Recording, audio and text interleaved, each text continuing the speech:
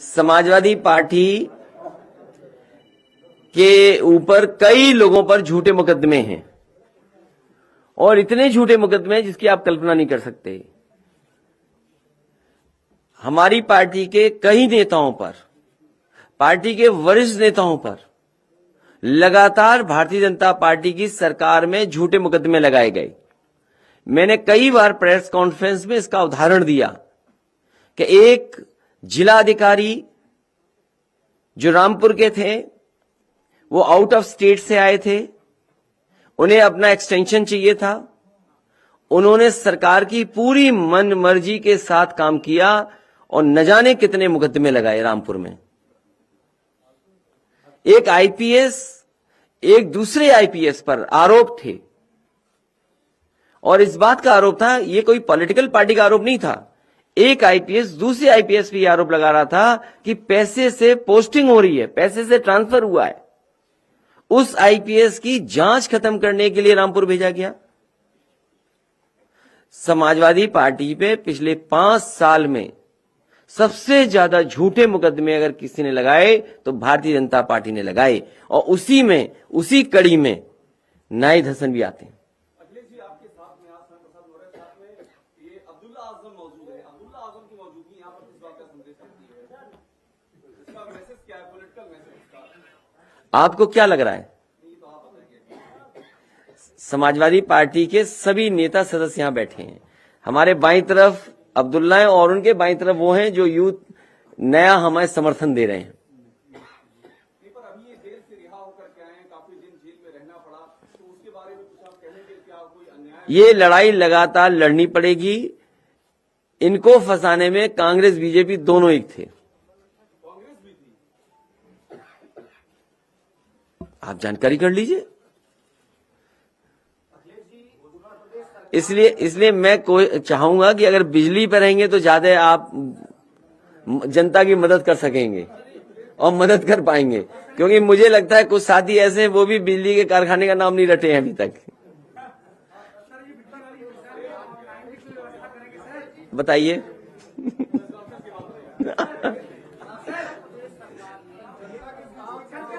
ये समाजवादी पार्टी की ऑनलाइन भी करेंगे, फिजिकली भी डोर टू डोर हमारे समाजवादी पार्टी के लोग जाएंगे, आम जनता से अपील करेंगे कि समाजवादी पार्टी का इसमें सहयोग करें।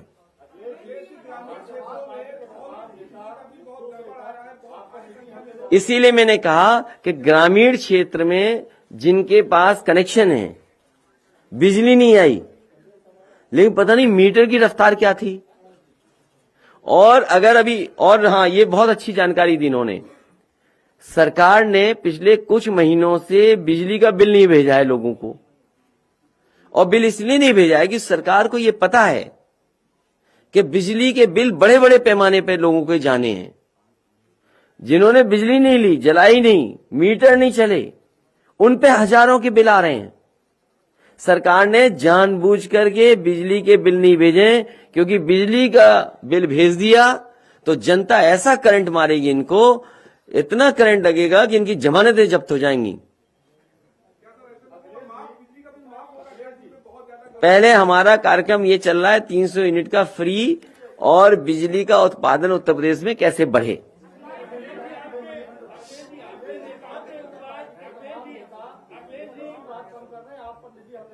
कौन?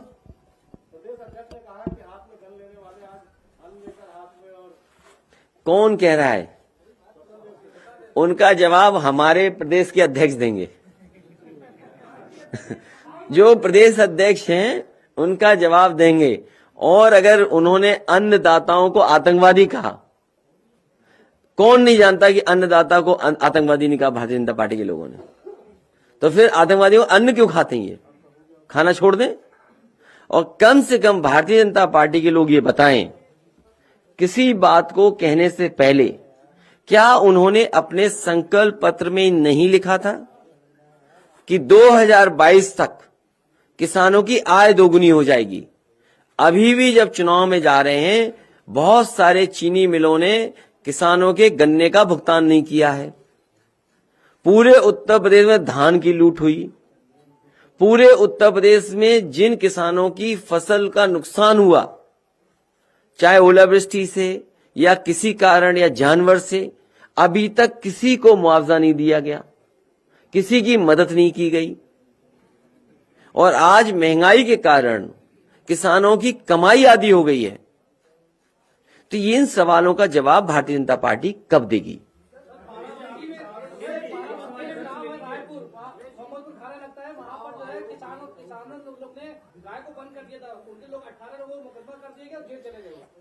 बड़े पैमाने पर उत्तर प्रदेश की गाय मां भूखी हैं। अगर आपके पास सुझाव हो तो जरूर दीजिए, उसको भी शामिल करेंगे, जो मैनिफेस्टो में हम शामिल करने जा रहे हैं।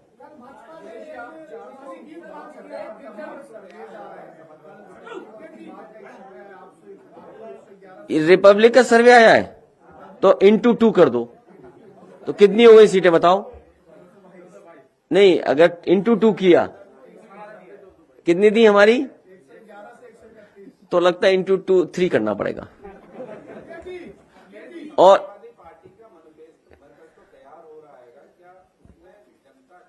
अगर आपको अभी भी नहीं लगता 400, आदरणीय स्वामी प्रसाद मौर्य जी आ गए।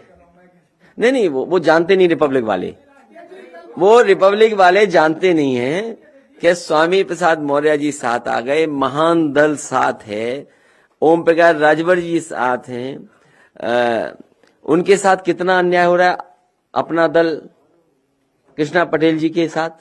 जैसे ही समाजवादी पार्टी में उनके दल का गठबंधन हुआ, मुकदमे खुल गए, ट्रस्ट को लेकर के उनके खिलाफ कार्रवाई हो रही है, उन पे भी न जाने कितनी कार्रवाई हो रही। इस सरकार को हो क्या जाता है? सरकार क्यों डरी हुई है? अगर इन समाजों के लिए उन्होंने कुछ काम किया होता तो सरकार को एजेंसियों का सहारा नहीं लेना पड़ता। आज हर वर्ग के लोग दुखी हैं। आरएलडी है हमारे साथ, तो अब 400 आने में क्या कमी है? और जनता नाराज है, जनता नाराज है अभी भी।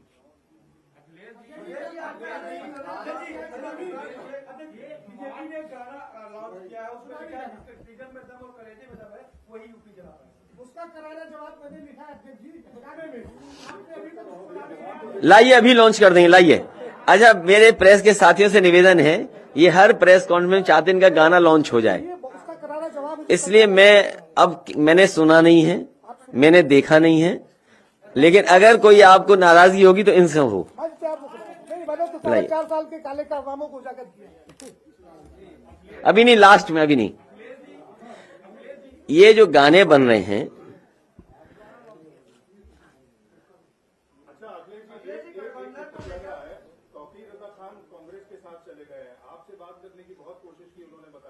मैं एक बार फिर सभी से अपील करूंगा, भारतीय जनता पार्टी ने महंगाई बढ़ाई है, किसान को बर्बाद किया है, जानवरों से न जाने कितना नुकसान हो रहा है, नौकरी रोजगार खत्म हो गए, प्राइवेटाइजेशन कर करके बाबा साहब भीमराव अम्बेडकर जी का संविधान और उनके दिए हुई व्यवस्था को खत्म कर रहे हैं।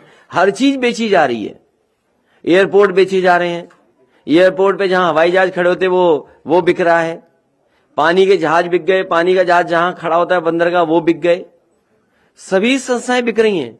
और सोचना इस बात के लिए चाहिए, आज बताइए 2014 के बाद बैंकों में जो इंटरेस्ट था वो कितना कम हो गया। अगर आपका पैसा रखा था बैंक में तो बताइए उस समय क्या इंटरेस्ट मिलता था, आज क्या मिल रहा है? क्या बैंकें नहीं डूब गई? नोटबंदी के बाद अर्थव्यवस्था जहां डूबी की डूबी, लेकिन क्या बैंकें नहीं डूब गई? बैंकें बिक गई। तो ये बड़े सवाल हैं जिनका जवाब भारतीय जनता पार्टी के पास नहीं है। और बड़े बड़े आयोजन हुए, इन्वेस्टमेंट मीट हुई। यहां आज जब हम चुनाव में जा रहे हैं तो जो इन्वेस्टमेंट मीट हुई थी उसमें जो करार किए गए थे, एमओयू साइन हुए थे, आज ये बताएं किस जिले में इंडस्ट्री और कारखाना लग गया, किस जगह नौकरी रोजगार मिल गए? जो झूठे प्रचार में दिखाई दे रहे हैं कि करोड़ों लोगों को रोजगार मिला, वो कहां है? सवाल ये महत्वपूर्ण है आज।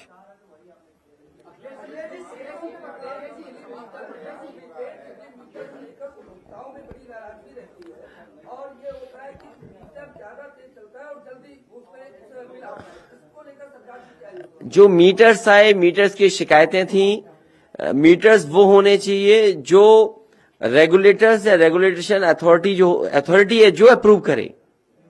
कोई भी खराब मीटर गरीब जनता के घरों में नहीं लगना चाहिए, उत्तर प्रदेश के जनता में के घरों में नहीं लगने चाहिए।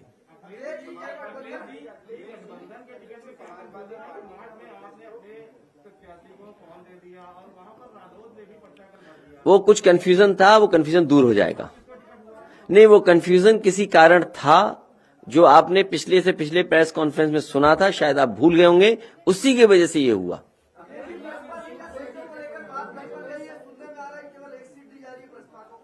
किसको? एसपी प्लस पीएसपी कितनी हो गई सीटें?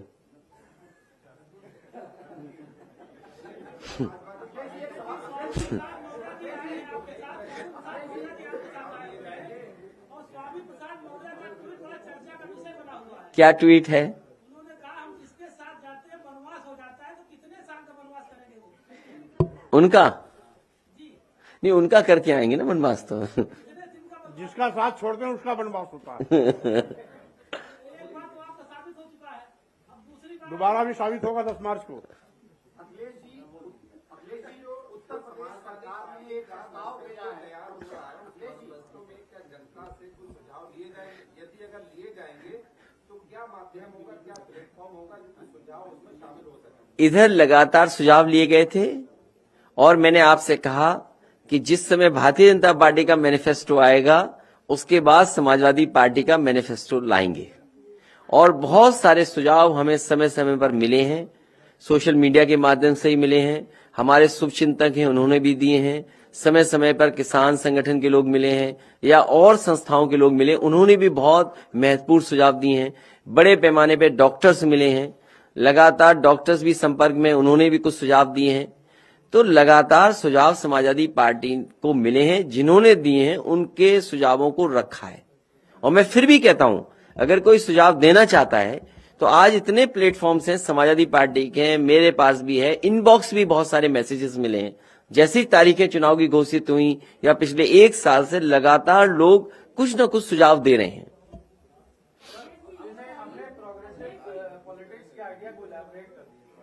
नहीं, प्रोग्रेसिव में यही है कि समाजवादी सिद्धांत लागू हो, भेदभाव खत्म हो, जाति के आधार पर फैसले नहीं हो, कानून व्यवस्था बेहतर हो, डेवलपमेंट में इंफ्रास्ट्रक्चर बेहतर हो, सोशल स्कीम्स पहुंचे लोगों तक, रोटी कपड़ा मकान जो बेसिक चीजें हैं कम से कम वो लोगों को मिले। और समाजवादी पार्टी प्रोग्रेसिव काम इसलिए करती है, आपके सामने एग्जाम्पल है। लखनऊ में आप देखिए वर्ल्ड क्लास मेट्रो है कि नहीं है, उसी तरह की metro Noida to Greater Noida world class है कि नहीं है। आप आगरा की वर्ल्ड क्लास मेट्रो बन रही कि नहीं बन रही, कानपुर में वर्ल्ड क्लास मेट्रो दी कि नहीं दी। ये तमाम पॉलिटिकल पार्टीज के बड़े बड़े नेताओं ने कहा कि नदियां साफ हों। आज दुनिया में बहस इस बात की होती कि नदियां कैसे साफ हों, पानी कैसे साफ मिले। तो एग्जाम्पलरी वर्क किया समाजवादी पार्टी ने, जो गोमती को साफ करके दिखाया। 900 मीटर अगर जुड़ गई होती तो शहर में साफ गोमती बहती। वर्णा पे काम शुरू कर दिया, आपकी इंस्टीट्यूशन बनाई बड़ी बड़ी, चाहे आपके कैंसर इंस्टीट्यूट बनी हो, क्योंकि यहाँ के गरीब लोगों को इलाज कराने मुंबई जाना पड़ता है, दिल्ली जाना पड़ता है, महंगा इलाज कैंसर का है और इलाज लोग नहीं करा पाते हैं। इसलिए समाजवादी सरकार में कैंसर इंस्टीट्यूट बनी। ये सब प्रोग्रेसिव है। लैपटॉप डिस्ट्रीब्यूशन करना, ये प्रोग्रेसिव सोच थी। समाजवादी पेंशन देना गरीब माताओं बहनों का, हो सकता है कि कल हम समाजवादी पेंशन को लेकर के आप लोगों को फिर तकलीफ दें एक बार। तो ये समाजवादी पार्टी की लगातार कोशिश है कि प्रोग्रेसिव काम हो, डेवलपमेंट के काम हो, लोगों को जोड़ने का काम हो। हम लोग जोड़ रहे हैं, कभी नफरत की राजनीति नहीं करते, कभी किसी बात को लेकर किसी से नहीं जोड़ते। लेकिन भारतीय जनता पार्टी के देखिए, हमारे मुख्यमंत्री जी कहते हैं जीन्स इनके ऐसे हैं। याद है या नहीं याद है? अभी कुछ दिन पहले मुख्यमंत्री जी ने कहा कि हमारे जीन्स ऐसे हैं। तो मैं तो चाहूंगा कि मुख्यमंत्री जी हमारा आपका दोनों का सैंपल ले लो, जीन्स चेक कर लो किसके कैसे हैं। हमारा भी सैंपल भेज दो डॉक्टर, हम भी दे रहे हैं, अपना भी सैंपल दे दो। तो ये प्रोग्रेसिव है कि हम जीन्स पे बात नहीं करते हैं। हम उनके पक्ष में हैं, हम उनके पक्ष में हैं केवल उनके नहीं, बीपीएड, जितने भी टीटी, जितनी भी परीक्षा कैंसिल हुई, लोगों को, नौजवानों को नौकरी मिले, रोजगार मिले, वो सब चीजें आएंगी। वो आएंगी चुनाव के मैनिफेस्टो में, वो सब आएंगे जिन्होंने हमसे ज्ञापन दिए हैं। नंबर्स नहीं, नंबर्स तो बहुत है। मैंने आपसे कहा ये सही सवाल पूछा इन्होंने, और इसलिए अच्छा सवाल है। और जिस पत्रकार साथी ने पूछा है उसे एक बार हमारी भी मदद कर दे। उसमें समाजवादी पार्टी में लैपटॉप डिस्ट्रीब्यूशन हुए थे, लैपटॉप डिस्ट्रीब्यूशन हुए थे, और 20 लाख के लगभग, अलग अलग 18 लाख से ऊपर लैपटॉप डिस्ट्रीब्यूशन हुए। हम 20 लाख भी कहते हैं, 18 लाख से ऊपर लैपटॉप डिस्ट्रीब्यूट हुए।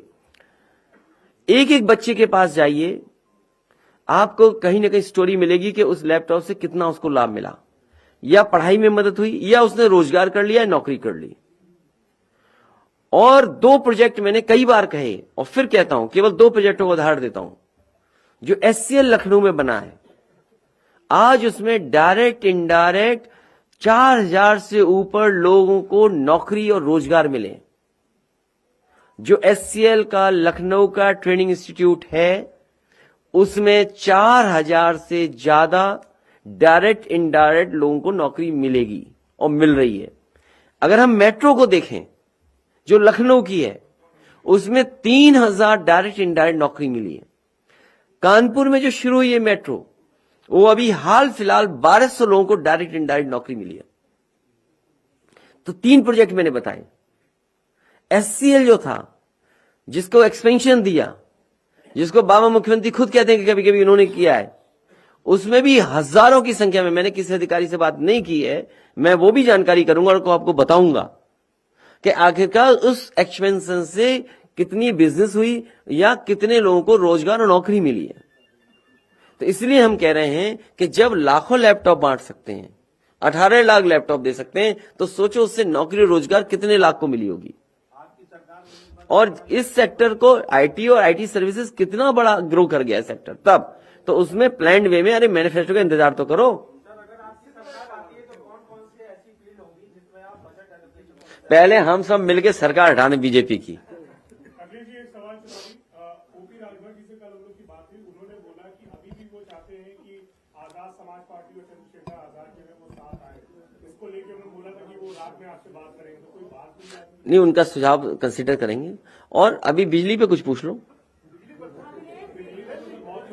पूछ लो कुछ, बिजली पे ही पूछ लो कुछ, तो वो ठीक होगा। टेक्नोलॉजी इंट्रोड्यूस हो, क्यों नहीं टेक्नोलॉजी इंट्रोड्यूस हो।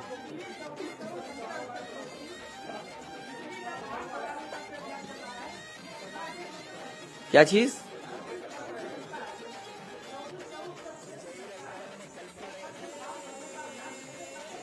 ये लगातार चलता रहेगा, सरकार बन जाएगी फिर चलता रहेगा। सर, आपकी योजनाओं से एक सवाल है। आप जब मुख्यमंत्री बने थे 2012 में, तो आपको राजकोषीय घाटा मिला था 18,000 करोड़, आज है 9,000 करोड़, 90,000 करोड़ है आज।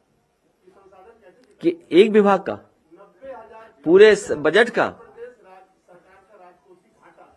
ये सवाल मुझसे न पूछो, ये सवाल 5 साल वालों से पूछो।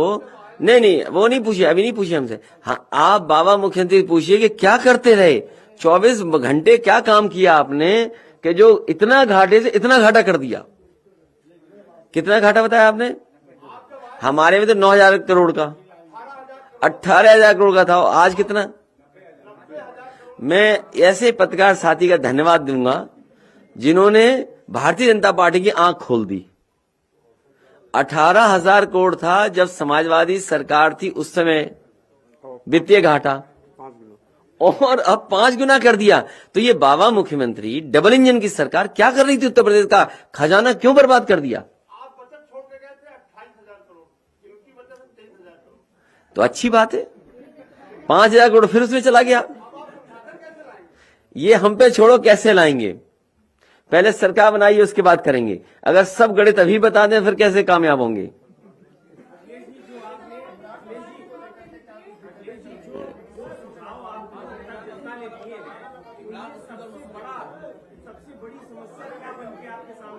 किसकी? अभी नहीं, बहुत सारे सुझाव हैं, एकोमोडेट कर रहे हैं कि क्या क्या किया जा सकता है। जैसे हमारे इन्होंने बता दिया इतना घाटा है, तो सरकार काम ही नहीं करेगी, इसका मतलब।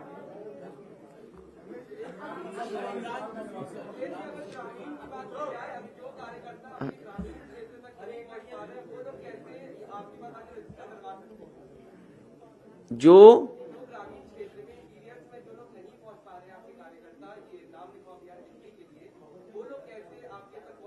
नहीं, हमारे कार्यकर्ता पहुंचेंगे वहां पर, हमारे कार्यकर्ता पहुंचेंगे, और हर जगह हर गांव में कार्यकर्ता हैं। नहीं, व्यक्तिगत भी जाएंगे। मैंने इसीलिए कहा कि हमारा जो कैंपेन है डोर टू डोर जाएगा। आखिरकार जब हम जनता के पास जाएं तो क्या लेकर के जाएंगे?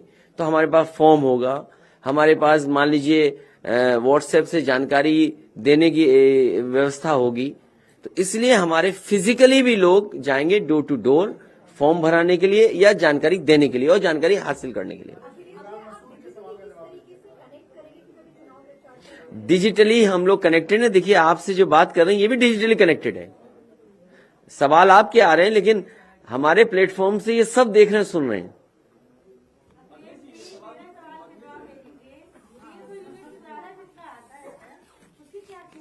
कितनी? 150 यूनिट से तो 300 यूनिट ही तो माफ कर रहे हैं। तो 300 यूनिट वाला बिल देना, आप माइनस हो जाएगा 300 यूनिट आपका, 300 यूनिट माइनस हो जाएगा आपका अगर आपका यही 300 यूनिट क्या कार्यक्रम शुरू करेंगे।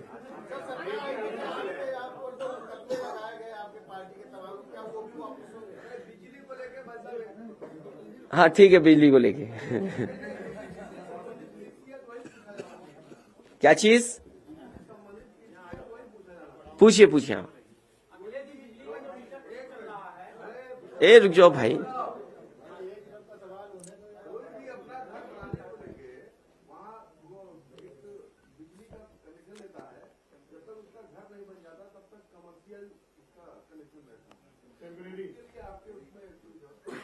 नहीं आप क्या सुझाव देते हो, उसमें क्या होना चाहिए?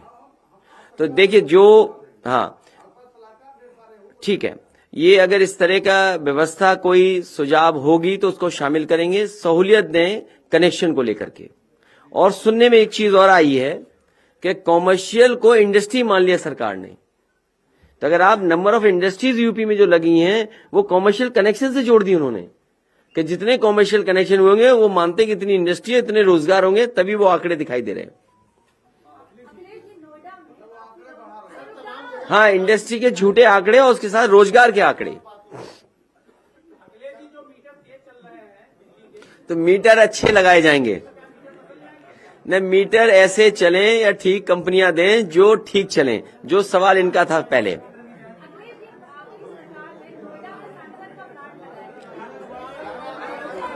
अजय आखिरी गाना सुनाइए, इनका जो गाना लॉन्च है, गाना सुनाइए।